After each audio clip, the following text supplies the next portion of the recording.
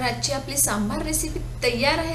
आपण याला सर्व करतोय इडली सोबत। तुम्ही सुद्धा नक्की ट्राय करा। व्हिडिओला लाईक करा, कमेंट्स द्या, त्यासोबत चॅनलला सबस्क्राइब करा आणि बेल आयकॉन क्लिक करा। तर आपल्याला भाज्या लागणार आहेत। त्यात आपण लौकी घेतलेली आहे। आपण थोडी लौकी घेणार आहोत, 2 मीडियम साइजचे टोमॅटो, त्यानंतर एक छोटा गाजर, कोथिंबीर, 2 वांगी आणि 3 ते 4 मिरच्या। आपल्याला तिखट हवं तसं आपण मिरच्या जास्त कमी करू शकतो। त्यानंतर आता ह्या भाज्या आपल्याला छान कट करून घ्यायच्या आहेत। आपण लौकीऐवजी भोपळा सुद्धा वापरू शकतो। तर या अशा भाज्या आपल्याला सर्व कट करून घ्यायच्या आहेत। तुम्ही बघू शकता या आकारात आपल्याला भाज्या कट करून घ्यायच्या आहेत। ह्या भाज्या आपल्याला वरणात कुकरमध्ये उकळायला ठेवायच्या आहेत। वरणासाठी आपल्याला अर्धी वाटी मुगाची डाळ घ्यायची आहे आणि पाव वाटी आपण इथे चण्याची डाळ घेणार आहोत।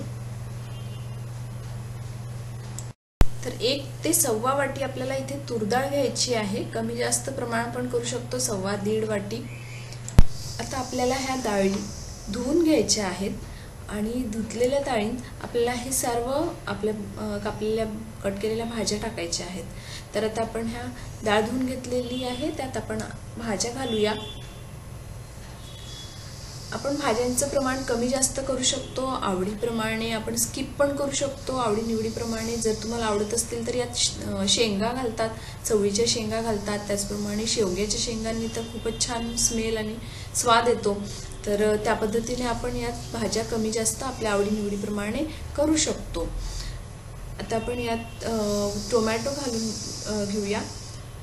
मिरची आपण यात घालायची किंवा नाही हे आपण ठरवायला हवं, कारण की मिरची घालताना जर लहान मुलं सांबार खाणार असतील तर त्यांना मिरची तोंडात येईल, तर मिरची घालायची किंवा नाही हे आपण ठरवायचं। आता यात आपल्याला डाळीच्या डबल पाणी घालायचं आहे। आपण इथे 1 ते सव्वा ग्लास इथे पाणी घातलेलं आहे। आता ह्या डाळी आपण कुकरमध्ये शिजवायला ठेवणार आहोत। त्यासाठी आपण त्याआधी यात आपण हळद आणि तिखट घालणार आहोत। तर यात तिखट घातल्यानंतर एक छान चव येते उकळतानाच, भाज्या उकळतानाच। तर आता आपण यात थोडं तिखट सुद्धा घालूया। तिखट तुम्ही आवडी निवडीप्रमाणे घालू शकता। तर आता आपण हे कुकर बंद करूया आणि कुकर शिजवायला ठेवूया। आपल्याला याला 3 ते 4 शिटी द्यायच्या आहेत। मोठा कुकर असला तर यात डाळ आपली शिजली पाहिजे। तर आता या पद्धतीने आपण आपली डाळ शिटी आलेली आहे, डाळ शिजलेली आहे। तुम्ही बघू शकता सर्व भाज्या अशा छान शिजलेल्या आहेत। आता या भाज्यांना आपण फोडणी देण्यासाठी आपल्याला साहित्य लागणार आहे। त्यात आपण घेतलेलं आहे जिरं, बेडगी मिरचीचं तिखट घेतलेलं आहे, लाल काश्मीरी किंवा बेडगी मिरचीचं। त्यानंतर सांबार मसाला 2 चमचे सांबार मसाला, थोडा गूळ घेतलेला आहे, काळी मिरी आणि तेजपत्ता, त्यानंतर कडीलिंब घेतलेला आहे, चिंचेचं कोळ घेतलेलं आहे, ते आधीच भिजवून ठेवलेलं, हळद आणि गरम मसाला आणि मीठ। आता हे सर्व साहित्य आपण घेतलेलं आहे। आता जर तुम्हाला चिंच नसली तर तुम्ही यात टोमॅटो केचप सुद्धा घालू शकता। तर आपल्याला इथे एक पातेलं घ्यायचं आहे, पसरट असं। आपण सांबार आपल्याला ढवळता यावा असलं।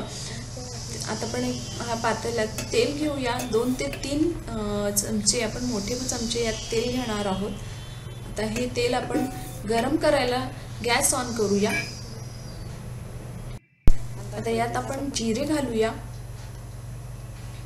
तेल गरम झालेलं आहे।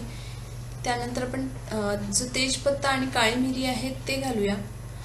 छान तेजपान आणि काळी मिरी होऊ दिल्यानंतर आपण यात आता कढीपत्ता सोडूया। कढीपत्ता घालताना आपला गॅस मला सांगायला लागेल की हा बंद करायचा आहे गॅस। तर आपण आता हा कढीपत्ता घातलेला आहे। तर आपण आता यात कढीपत्ता घातलेला आहे। या पद्धतीने यासाठी घातलेला आहे कारण आपल्याला सांबार तयार झाल्यानंतर अख्खाच्या अख्खा तो काढता यावा। तर आता गॅस बंद आहे। आपल्याला मसाले घालायचे आहेत। मी गरम मसाला घातलेला आहे इथे, आता घालणार आहे। गरम मसाला घाला, त्यानंतर हळद घाला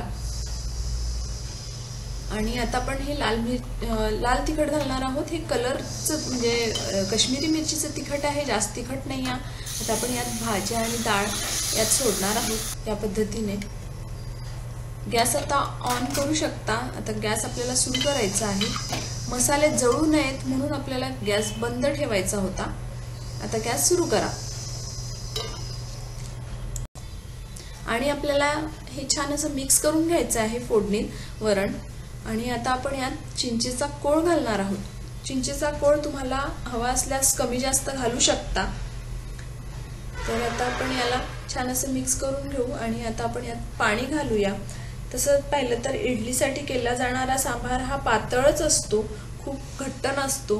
तर तुम्हाला वाटतं तसं तुम्ही कन्सिस्टन्सी ठेवून कमी जास्त पाणी घालू शकता। आता आपण यात पाणी घालूया आणि छान हे मिक्स करून घेऊया।